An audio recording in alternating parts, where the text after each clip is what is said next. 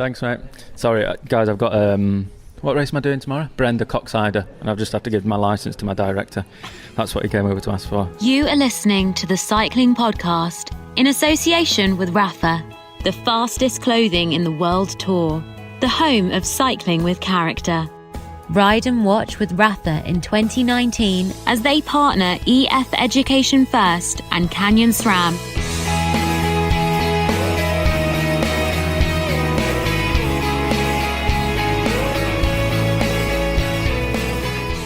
Hello, my name's Richard Moore and I'm with Lionel Burney. Hello, Richard. And we're here just once again briefly to introduce the latest in our Adam Blythe Interviews series, aren't we, Lionel? We are indeed. This week it's a former rider, Tim Harris, who may be familiar to some of you and not to others. Tim was a rider in the 80s and 90s with various teams in the UK and abroad, and he rode for a time in Portugal as well. He was British National Road Race Champion. He rode for Festina before Festina became infamous in 1998. In retirement, he lives in Belgium, and he has helped a lot of young riders. I mean, you name a talented or successful British rider of the last decade or so, and chances are he has stayed in Tim's house in Belgium and been shown the ropes of Belgian racing there. And Adam Blythe was one of those riders, and as Adam will explain in the chat he has with Tim, you know, he went to Belgium with a certain reputation already kind of pinned to his back, and Tim Harris and his partner Jocelyn Ryan have really kind of set riders on a path towards the professional ranks and kind of given them the skills they need to survive, first of all in Belgian amateur racing, embracing not just the racing but also the lifestyle that is required to thrive. Yeah, absolutely. And we know Tim Harris a bit because he works at the Tour de France as well. He drives VIPs and guests for Skoda at the Tour de France, and he's one of these guys who he's always got a story, always got a bit of gossip, and has his fingers in lots of different pies. So he's a very interesting guy, and hope you enjoy this chat that you had recently with Adam Blythe. You are listening to a special episode of the Cycling Podcast, Adam Blythe Interviews. Before we cross over to Adam Blythe in conversation with Tim Harris, we must say a big thank you to our title sponsor, Rapha.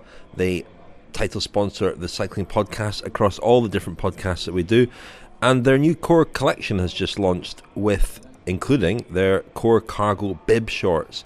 The bibs, which are Rapha's entry-level shorts, have been updated to offer everything you need for every day on the bike. They allow you to carry more, whatever the style of riding, featuring the same hugely popular pockets on the legs and the back, first introduced in Rapha's Explorer collection. Whether it's a spare gel on a mountain effort or a camera on a weekend adventure, carry more of the things that turn rides into memories. The core bib shorts have been given full mark reviews by Road CC, Cyclist, Velo News, Road Cycling and more. For more information, go to rapha.cc. Right, hello everyone. Here today with one of my best mates who I've known not that long, but 12 years, what I mean, is a long time. Tim Harris, a lot of you will know him and have heard of him, but a lot of you might not have, as he lives in Belgium.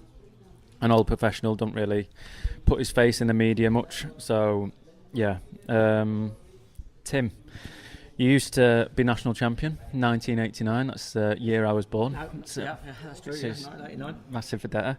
Oh, by the way, Tim's got his own language, and it's called Dorganese, and it's basically a mix of Portuguese, English, Norfolk, and Belgium. So if you hear "fodder me" or anything like that, it's a bit like "oh me," or Vedetta means great or you star or something like that. So if you hear me and Tim say Vedetta or fodder me or anything like that, it's not swearing. It just means either bad or good or really good. So Tim Harris, national champion, 1989. And Tim, you were in a lot. I don't even know really all the teams you're in, but yeah, talk through your career when you started really, and then building up to national champ. Okay, I turned pro in September '84 for a Dutch team called Elro Snacks. The season after, I was in RVP Viditel, also Dutch team. And for the next 2 seasons, ANC in Great Britain, and for the next years after that, Rally Banana, and I won national championships for Rally Banana. Then signed for Festina in Spain, and after that, won a couple of stages in the Tour of the Algarve in Portugal, and so I signed for Portuguese teams for a few seasons. And then for the last 4 seasons, I made my own pro-continental team called FS Maestro. And I packed in '96. Was my last year. What, I mean, 96? I thought it was... Are you sure? Yeah. Oof, I thought it was a lot bloody sooner than that, chap. You lasted longer than I thought. Pardon me. So Festina, that must have been... ANC and Festina must have been the highlight of your career. Back then it was, a lot... They were the 2 big standout names that I know. Festina for different reasons. ANC just because they were full of... good cyclists, really. So how did you get about getting into, back then, like nowadays you have to come to Belgium or France and you get noticed, but obviously back then everything was a lot different. I mean, it's the same, but it's massively different to nowadays. You haven't got all these British cycling and all that kind of stuff. So how did you go about turning professional? Well, in some ways it was exactly the same way as you did. You came to Belgium. I went to Holland when I was I went to Italy first, and when I was a junior, and I won a race in Italy, but they'd had some new rule in that you couldn't be a foreign riders, so the other option was to go to Holland. So I went to Holland, where I raced for amateur team there called Willeboord Wilverheld. And really, there's modern ways and there's old-fashioned ways, but still, like as you see now, a lot of riders just come here. If you do okay, you can make it to be a pro, and if you don't, you don't. But in reality, not much has changed. It's a bicycle race, it's a bicycle team. You either do something or you don't.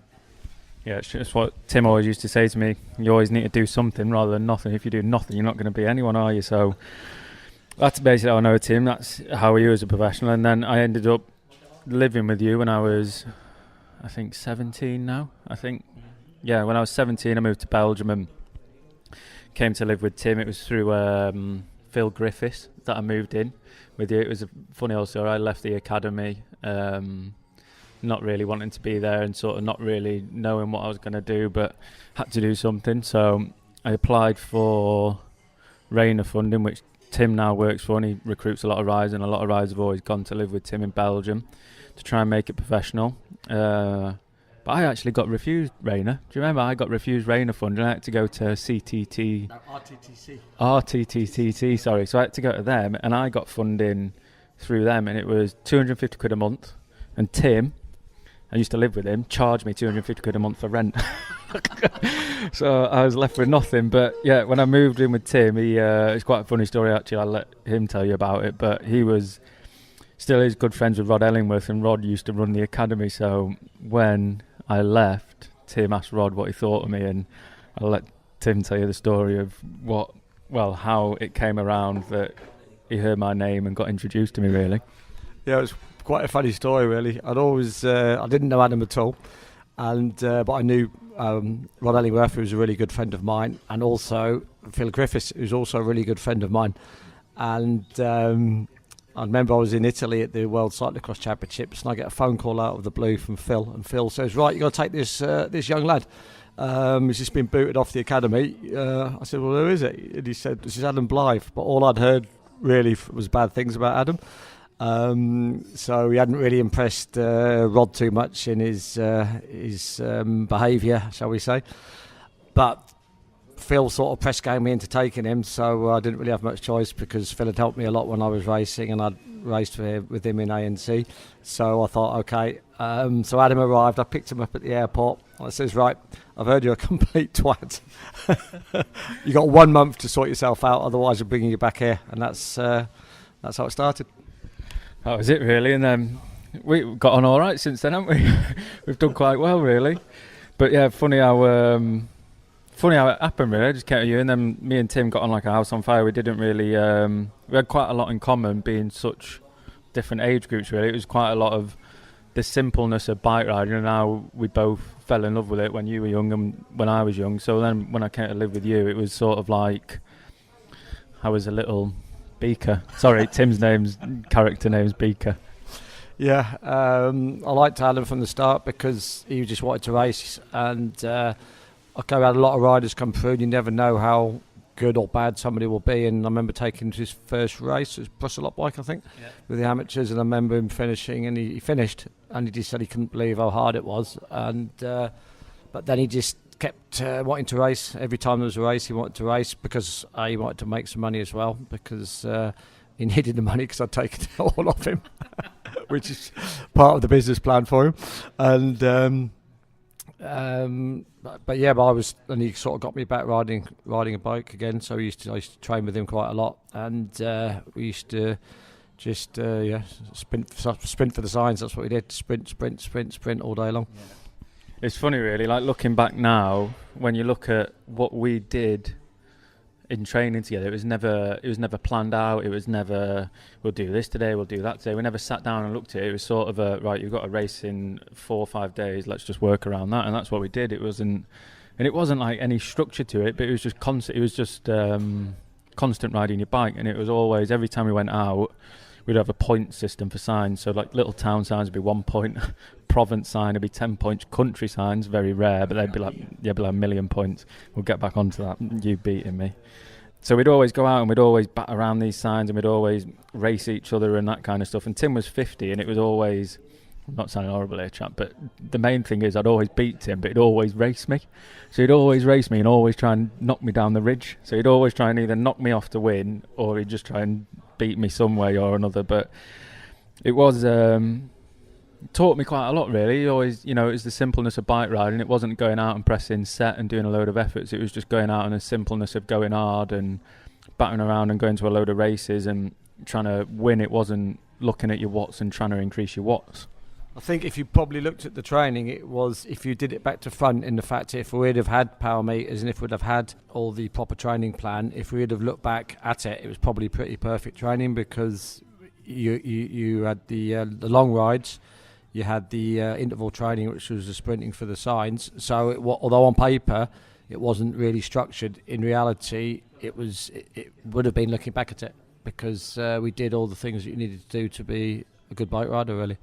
So I lived with Tim for 3 years, hiding Nutella pots under your bed. When I was a first year, when I went to Belgium, I never could drink the milk. I hated the milk out there and all that kind of stuff. So I'd go to Tim's house in the morning and I'd just have chocolate milk on my Cocoa Pops and all that kind of stuff. And Tim you didn't really say anything then until you found 10 tubs of Nutella under my bed. So yeah, I spent 3 years living with Tim, and then I eventually moved out, but just down the road from Tim. But I think what I got from Tim is that he taught me in those short amount of years the simpleness of bike riding. I always remember you telling me it's a business. It's a business. You have to remember this is a business. And I'd go and do these races. I remember after a couple of them, I got a few seconds, got a few thirds, and I was always getting up there in a couple of commesses. And Tim, he'd come back from a few, and Tim would be like, bloody hell, you must be making quite a bit of money now. And I was like, well, it's only €80 for a second, Tim, and this and that. And he was like, you're not getting paid. And then I didn't know about it. And then Tim told me all about it. If you're going those finals, you need to offer yourself out to help someone for money or something like that. And that's what Tim taught me, is that it's a business. And even in those races, there's money to be made. Not if you win, but there's a guy called Keith Smet and a few others used to go to these commesses, and they'd want to pay you to let them win almost, or help them win. So that sort of struck a chord with me. And if it's happening this lower down the line, there's deals to be made when you get up the line. And it's not like I've ever made massive deals in bigger bike races, but it still happens. And Tim brought that down to me in quite a young age, that everything is sort of, it's not for the love of the sport, but there's always money to be made in it. And it's a short period of time that you've got to make your money in. And for me, that short period was being an amateur and trying to make enough money to pay rent, really. And Tim sort of brought that home for me. But back in your day, that must have happened a lot.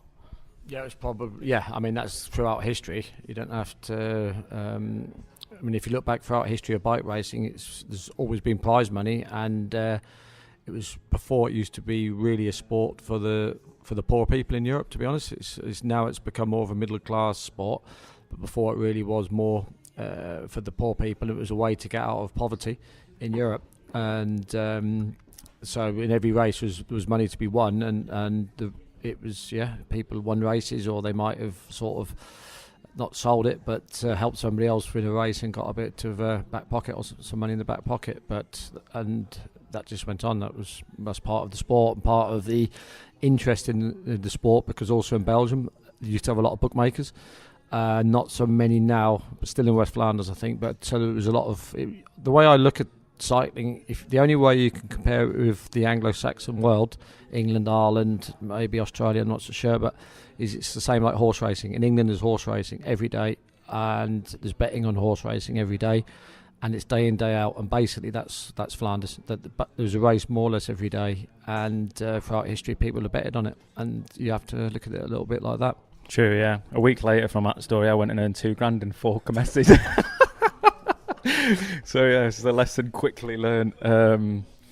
But no, I think moving back onto Tim and what he does now with his partner Jocelyn, you help a lot of kids these days, and a lot of riders want to come and be professional. They want to, come and live the bike rider's dream. But we both know that's not as easy as it always looks. I think on paper these days, there's a lot of guys coming through British cycling, and they just go into the process of going into Team Sky when they're good, and a lot of riders try to make it on their own and get off their own back, but a lot of, I'd say 85% fail and 15% make. Even less. So yeah, Tim said, not even, but even less. But do you notice within that first month of them living with you what it takes or not takes? Normally in a month you can see if somebody's really got it or not, because especially we're in March and April, they arrive. Most of them have been swanning around Spain and training camps and stuff, and then they come to Belgium, and it's complete reality. Anybody that's watched the Belgium Classics, as most of you will have done, will have seen how the pros race, but the amateur racing is exactly the same, if not even more crazy. So in every single category in Belgium, you've got the equivalent of the Tour of Flanders or Harelbeek, but for the amateurs. And when you've just arrived from the UK and you're put into a race like that, it's a complete shock, and you'll know pretty quickly. For example, after Adam left, Dan McClay came to stay at ours, and the Dwars Tour of Vlaanderen, they had an amateur race then, under 23. I think it was 280 starters. He'd been here for 2 weeks at ours, a proper race, and he won it. So then you automatically know that he's not a donkey. Yeah, and with that, when I was training with you ate modern chat. Tim's very old school. He doesn't train without I shouldn't say this, you'd get a ganger stick, but Tim doesn't train without an helmet when he's at home on his own, but only because it's old school and that's what he's always known. You do train with an helmet every now and again, no chap now. If he's working for Skoda on the tour, which he does, he has to wear an helmet, so he does. But yeah, Tim's super old school in the ways that he's never believed in modernness, really. You don't like power meters, you wear heart rate monitor, you wear, which I guess is fairly modern, really. Okay. So I guess Tim doesn't like all that nonsense around not being a bike racer. And I think I agree with him. You can't go into a race these days, and so many people are obsessed with looking at power meters and blimey, my threshold's this, my threshold's that. But you can't do a race based on your threshold. You don't go into Tour of Flanders or a Kermes going, I better not go that hard because this is my threshold. And like I said, Tim's very old school in a way, but can you see riders that come across and do all that, as we say, modern chat? Well, there's two ways to look at it. I mean, everybody lives and races in the era that they're racing and living in. So when I was in Rally Banana, for example, we had dietitians, we used to go to Withenshaw Hospital to be tested, and we had training schedules and everything. And obviously, you race to the best of your abilities and use every single thing that's available in your time, which is now if you're racing. But what has been forgotten a little bit in all the training schedules and the power mate is actually the racecraft, I'd put it. That's in the fact of how to do racing, where to put yourself in the world. I mean, the thing is, like, everybody talks about aerodynamics. If you're sat on somebody's wheel, that's pretty aerodynamic. The bloke in front of you is taking all the wind, so you have to learn that sort of thing. If you're not going to the front, you don't need to be that aerodynamic. And then yesterday was the best example I've ever seen.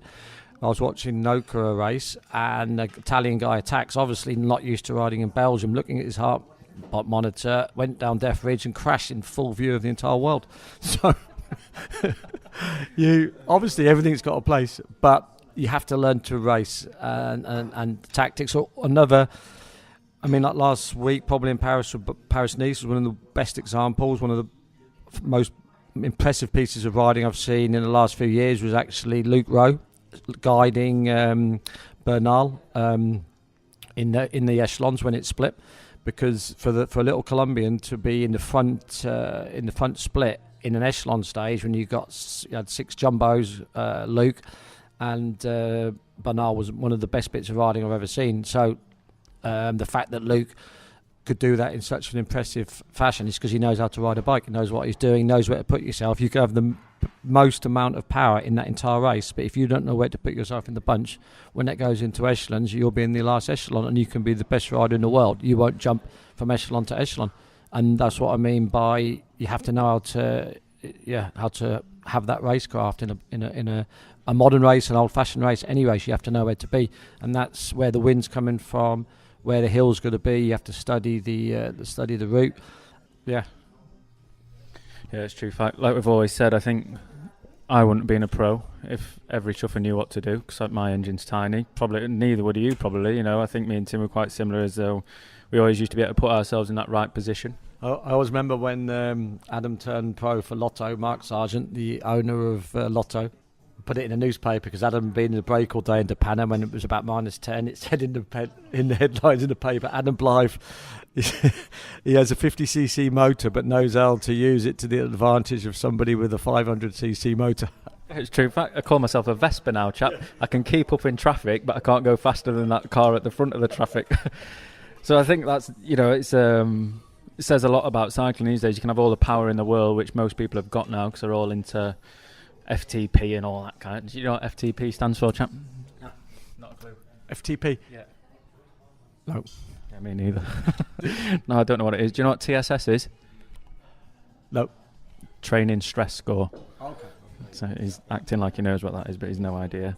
So yeah, I think that's like going back to that racecraft. I wouldn't have been a pro if everyone had racecraft. So I think all these people as strong as the sun that come to Belgium and can blast out a load of numbers but can't actually race, they're sort of the people that we need in racing, because without them, if they were as clever as us, I wouldn't be pro, because everyone would be clever as we are and they'd be at a position like we are with the numbers they have. So we need these people in cycling, so keep doing it, guys. The guys with the big numbers, keep doing it. Chute à l'arrière du peloton, cycling podcast team car at the back of the pack, please. The voice of Seb Piquet, race radio at the Tour de France, interrupting Adam Blythe and Tim Harris there to remind me to tell you that this episode is sponsored by DNA Fit, who provide genetically guided fitness and nutrition insights for training solutions and long-term health benefits. DNA Fit has helped 50,000 people unlock their health potential through genetically personalised fitness and nutrition insights. And Richard, you are the 50,001st DNA Fit customer, and last week we heard from your consultant Tom. What's the latest? Yeah, I did have a consultation with Tom Lancashire, the Olympic middle distance runner. Another of DNA Fit's consultants is Craig Pickering, who was a very good sprinter and is a well-qualified sports scientist now. Tom and I spent quite a lot of time discussing the most surprising aspect of my results, which was my power endurance response. Let's hear from Tom again. You actually have, ironically, again, to add sort of fuel to the fire, one of the biggest power responses I've seen. We don't see many, certainly over 80.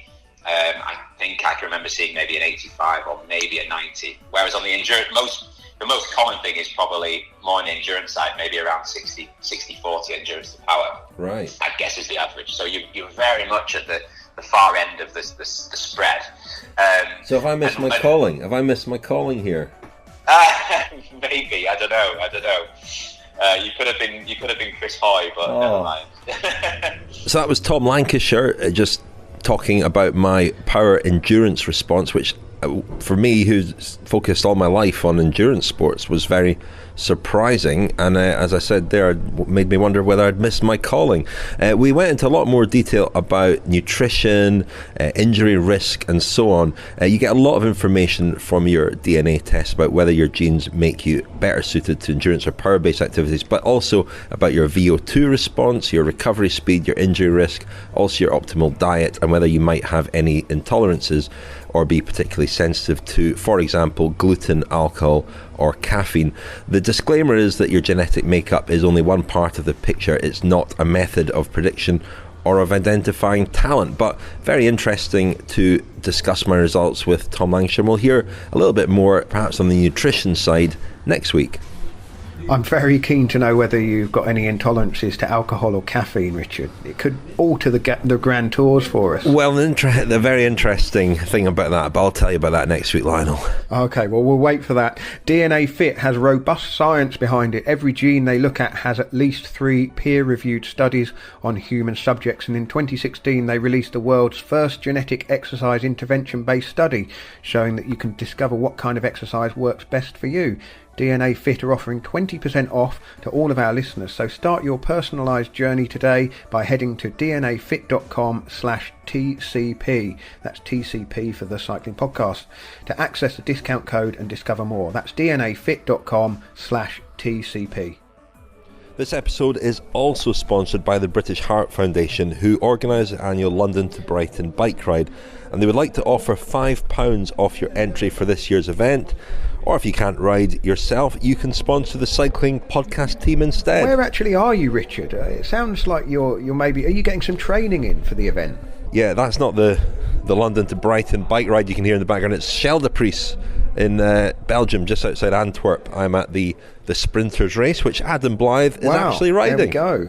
He's got number 1 on his back, number 11, so team leader for Lotto-Soudal. Who's going to be our team leader for the London to Brighton, though, now that you know who's in the lineup? Well, we've put together quite a team, haven't we? Quite a squad. Who's the leader? Who's the sprinter? Who's the climber? Now, careful. I think you're going to have to drag me over Ditchling Beacon. Maybe that's the job for everyone else at my service, and then I'll finish it off with a sprint along the front in Brighton. Oh no, I don't want to be there first, do I? Because I'll have to buy the first round at the finish. Anyway, the London to Brighton bike ride is really close to my heart because I first rode it when I was 14 in 1990, and I remember just what a great sort of fun day it was. There was a sense of camaraderie, so I think it's the perfect event for a bit of Cycling Podcast team bonding, isn't it? And it's for a great cause. The British Heart Foundation's research into heart and circulatory diseases is essential because they're responsible still for 1 in 4 deaths in the UK. The ride itself is 54 miles long, 17 miles of them are on completely closed roads, and as Richard said, you can get £5 off the entry fee by going to bhf.org.uk/L2B2019 and entering the code Brighton5. That's bhf.org.uk/L2B2019 and the code is Brighton5. Alternatively, sponsor us. We've raised nearly £1,000 already. We'd like to raise as much as we possibly can. Go to justgiving.com/the-cycling-podcast. So I guess, chap, when you were growing up, it was very different era to when I was growing up. And when I was growing up, it was still 2008, 2009, 2010. And even back then, it's very different to what it was now, you know. I think even the use of having a painkiller in a race and all that stuff, that was fairly, for me, it still is now, having a painkiller in a race, it's not really a bad thing, but it used to be very much normal, you know. Even doctors nowadays, if you ask for a painkiller, they'll be like, are you in pain? I'll be like, no, it's going to be for my pain in the race. But I guess back in your day, it's quite a sensitive subject, this. Was there more going on when you were first year, like when you were growing up? I straddled complete 2 eras because when I turned pro, that was an era when like people used amphetamines and anabolic steroids, which everybody knows because a lot of people got caught on it. But in about 1990, suddenly everything started to really change. I remember riding the Worlds I rode the Worlds in Benidorm, and I was okay. I think I punched in the finale, but I was a pretty reasonable ride. And then suddenly the year later, I couldn't keep up with anybody, and but nobody really knew. Suddenly, Italians who you'd been beating or easily as good as was suddenly like unbelievable top riders. So obviously, we know now what it all was. It was the sort of the changing of the era from amphetamines and things to EPO and actual blood doping. And yeah, that was completely 100% different era. And but did you notice the difference? Like when you were saying now, if someone, well, back in it, like when I was growing up, it wasn't. I was just brought into it, so I wasn't. It was that level as what the level was, and then you get the odd guy that goes super good that's never gone well. But it was the level where I've been quite constant, apart from a few guys which you hear of, and then they go off the scene a couple of years later, a couple of Russians or something. But for me, the level's not really been... The level in cycling's just gone up and up and up through modernness and people getting faster due to equipment and all that kind of stuff. But did you really, go through one season to the next and then go, what's that? Am I not training hard enough? Or did you know straight away it's down to help? No, we just completely... We didn't know what happened because suddenly from the one season to the next, we couldn't hardly keep up. And the thing was... It was all in the. If anybody looks at a cycling magazine, I've still got a load of my in the warehouse of cycling magazines from 1990s onwards. It's full of articles about training with heartbeat monitors, and the Italians had discovered all these fancy new training systems. And to be honest, we were in it, and I was in Festina, and before. They were brought into disrepute, let's say, but there was nothing going on. There was no organised doping or anything. And then suddenly, everybody was just super fast, and if you weren't, that was it. So it was just suddenly a crazy thing, and you either really did it, or you didn't, and that was that. And just like flicking a switch, I guess. It's just literally like some guys just all of a sudden got stupidly good. Yeah, because it's more or less proven that if you took EPO, it's 20% better automatically. So I rode once, I was in the break in Harrowbeek, I was, 10th or 11th, natural. If I'd have been 20% better, I'd have won it, or shall we say. Okay, so if you are, it's things like that. So yeah, I can look around now and there's a lot of people won a lot of races, but that's just how it was. But we didn't, at the time, we didn't know. It's only in hearsay and afterwards, when all the stories have come out when you've packed in, that you really knew how widespread it was. Yeah, I can imagine it, but I can't really. No, I can't imagine it really. Is it that mental? Best rider, I think the best rider best English rider I think I've ever seen, apart from like Malcolm Elliott and Joe McCaughlin, was a lad called Ben Luckwell from Bristol. Yeah. Ben Luckwell was unbelievably good riders. When he was he went to the Olympic Games in Seoul, I think it was, and he was still working full time on a building site. He did he'd won stages in the Milk race and could beat most of the pros in England. But his career coincided really with that EPO era, and he had no. If he'd have been racing now, he could win the Tour of Flanders 100%. But he couldn't even finish a race hardly when he came to Europe because of it. So his career, and people like him, Andrew Roach, another unbelievable good rider. Guys who I don't know if he's got the record around the Isle of Man. He might still have it. But they were just unbelievable riders who were unfortunate to have their careers ruined by what was going on. Sad, isn't it? You never really. Well, it's never really think about it, but you just you hear about these blokes who were good riders and that. But it's just like you say, the era and the time just didn't allow them, unless they did. I was lucky. They did drug stuff. You were lucky. I was lucky because of my best results were before it all came in. So I had the chance to have 5 years when it was normal racing, because that era of amphetamines and stuff, whether that actually works or doesn't work, no, it's not really proven. It's more psychological. So whether somebody's better than you or not because they took amphetamine, you don't really know. But in EPO it was 100% different. So, but at least I had the chance for 5 years to prove myself until it was all over.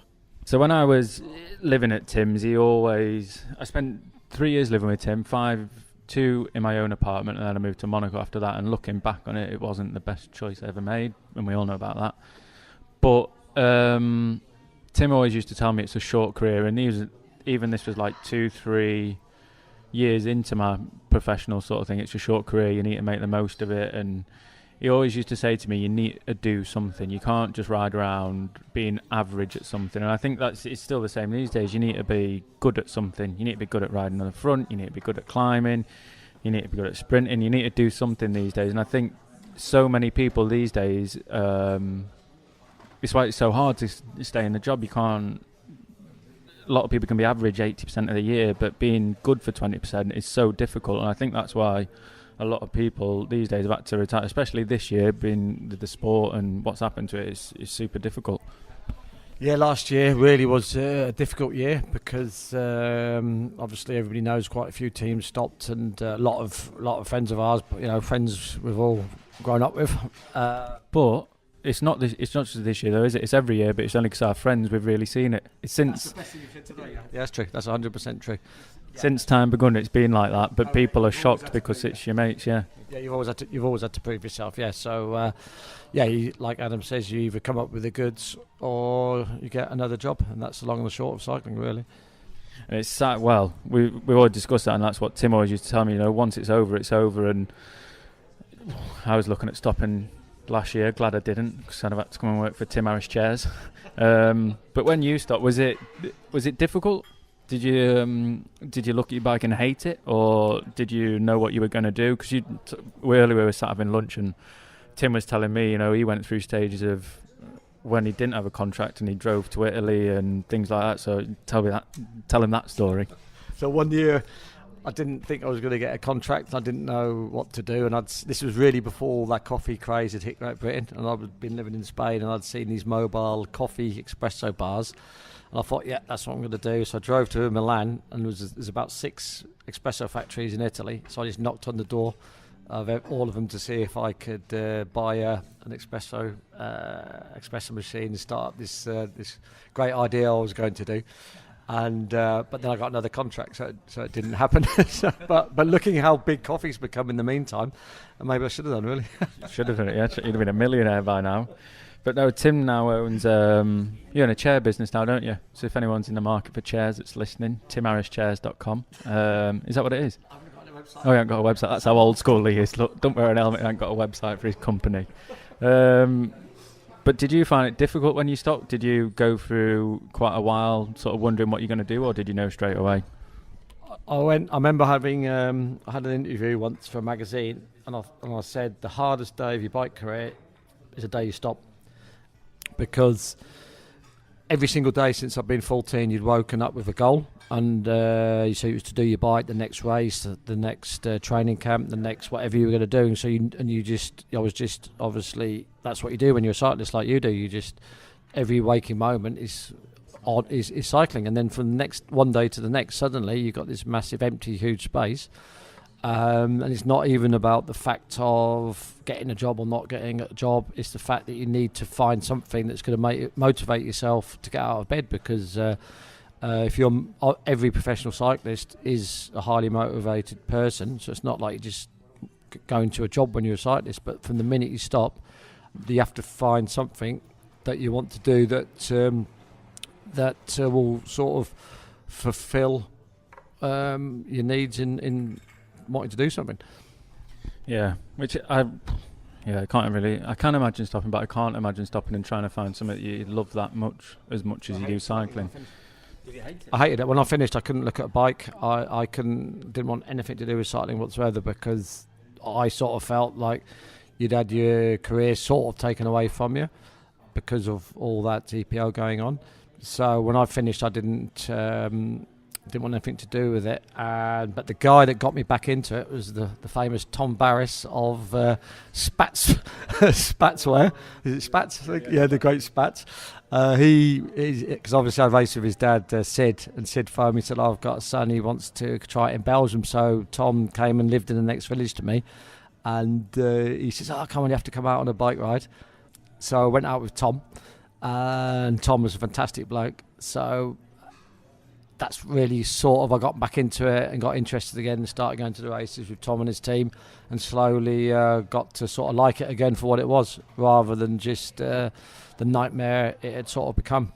But after all like you finding your love again for cycling through Tom and his dad and him getting back on the bike, you really went back into cycling because then you started working on the tour.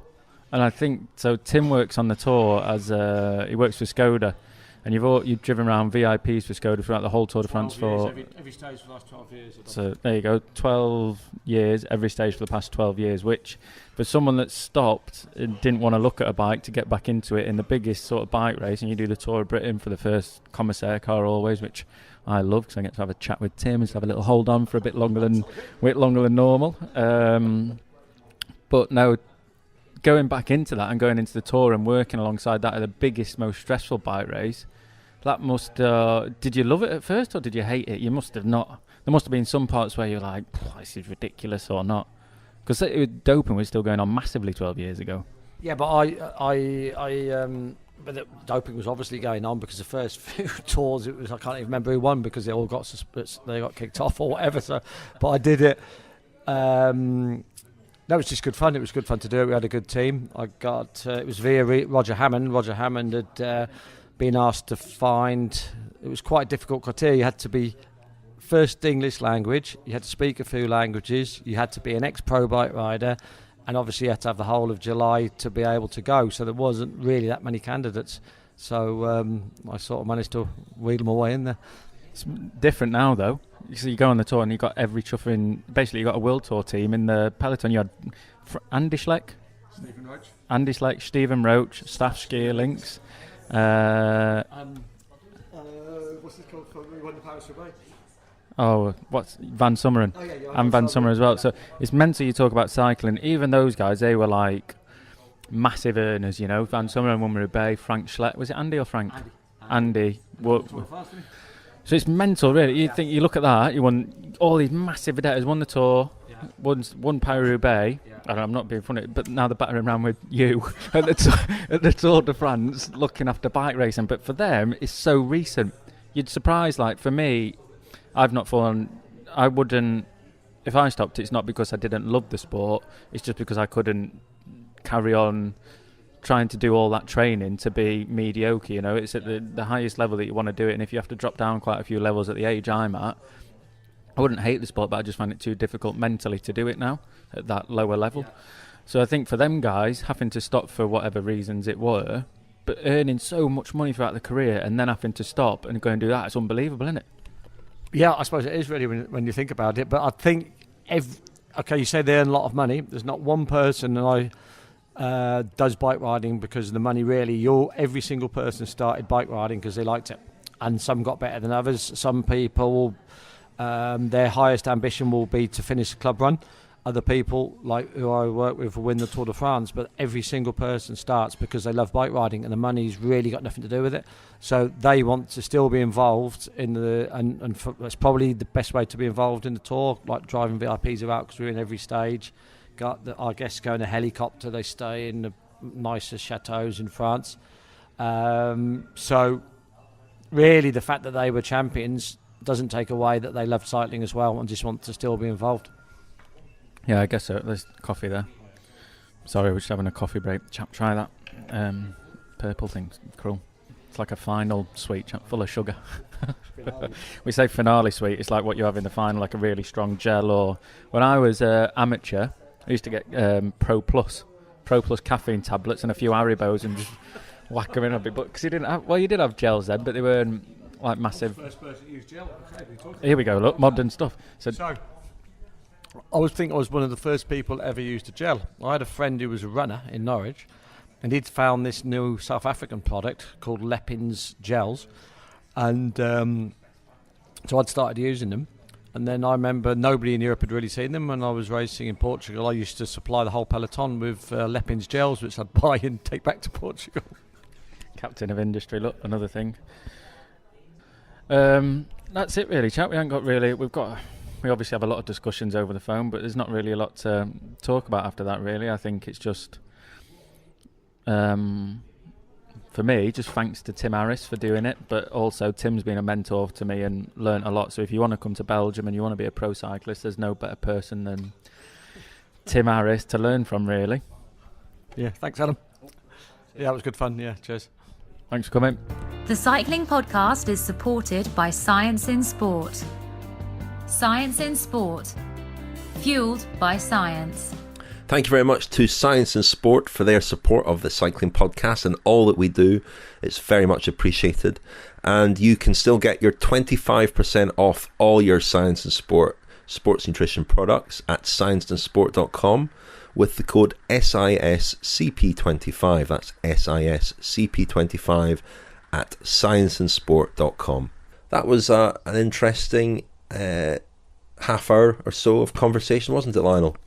It was. What did you take from it? Because I took from it the kind of pragmatism required to make cycling, which is, until a certain point, it's a leisure pursuit, a hobby, something you do for fun, and then turning that into a career. And that starts before anyone signs a pro contract. I think riders are becoming professional, if not in name, in spirit, a lot younger, a lot earlier. And Tim Harris is there's not really much romanticism, is there, in some of that chat. It's paints quite a different picture to the one that we see on TV, the kind of the gritty glamour, but the glamour nonetheless, the sense that it's a hard job, and making a living and staying in the sport is not necessarily easy, and it's not something that's for everyone. Yeah, Tim Harris is sort of an antidote to the British system, which Adam was part of before he went off to Belgium and lived with Tim for a bit and learned the ropes of professional cycling. And you do sense both are kind of pragmatic in a way, both are perhaps not romantic in the way that some of us perceive professional cycling or cycle sport to be, but also quite different. Whereas British cycling, it was very much about numbers and science, sports science.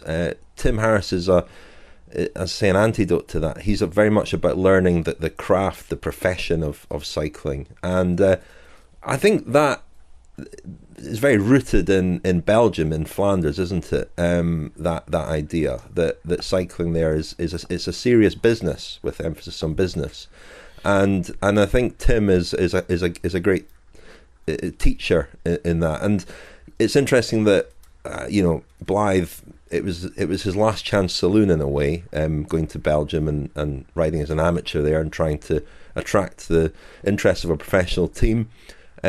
And the British system didn't work for him, but that system did work for him, and Tim Harris was obviously crucial in that. Yeah, and Tim is not a downbeat kind of dour person at all. He's always positive, always upbeat, always got a word of encouragement. And it's that sense of giving young people, a sense of their own personal responsibility in a way. You're not obliged to try and make it as a professional cyclist, but if you're going to do it, then give it everything you've got. And I think there's some valuable life lessons for those who don't necessarily make it in the sport as well. Tim's he's a great people person and a great enthusiast, and he runs a chair business as well, as they mentioned, but he can seem enthusiastic about anything at all. He's one of these people, a bit of a Matt White type character. Remember Daniel talking about Matt White as being somebody who has a kind of Matt White cloud of stored files where you could ask Matt White a question about absolutely anything and he would have an answer, he would have an opinion. And Tim Harris is kind of cut from the same cloth. He's very similar and very entertaining in that way as well. Tim's full of opinions and knowledge and wisdom, not learned from books necessarily, but learned from life. And he's not on social media, which maybe there's something in that as well. Lesson for all of us. You've been listening to an episode of the Cycling Podcast. My name's Richard Moore. Thank you very much, Lionel. Thank you, Richard.